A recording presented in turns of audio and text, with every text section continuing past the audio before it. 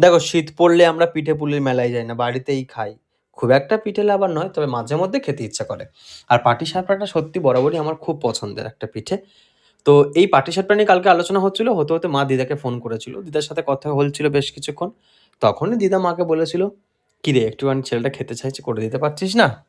তো যেই বলা সেই কাজ। আজকে ঘুম থেকে উঠলাম ওই 9:30-10টা নাগাদ। মা বলল, "একটু পিঠে করবো, তাহলে তুই Blinkit থেকে কাল বলছিলিস অর্ডার করবি, তা করে দে।"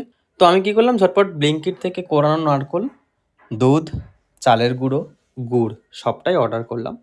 তো করার পরে মা দেখলাম একটা সুন্দর করে ব্যাটার বানালো। তার সঙ্গে আবার একটা ডিম ভেঙে দিল। মানে এটা দিলে নাকি ব্যাটারটা খুব সুন্দর হয়। তারপরে একটুখানি রক সল্ট দিল। দিয়ে বেশ ব্যাটারটা সুন্দর করে এইরকমভাবে বানালো। এটা কিন্তু পুরোটাই দুধ দিয়ে মা গুলেছে। তারপর কি, কড়াটা গরম করে একটা বেগুনের মুখটা কেটে নিয়ে বোটাটা কড়াই ঘুরিয়েছে। দেখো পিঠে হবে বাঙালি মানুষ, বাঙালির তো একটা বৈশিষ্ট্য রাখতে হবে। এই বেগুনের বোটা দেখেই বুঝে গেছো আমরা বাঙালি বস। সবকিছুই আমাদের কাছে সহজ। আর এরকম পিঠে গরম, গরম কার খেতে ভালোবাসো? একটু আমাকে কমেন্ট করে জানিয়ে তো।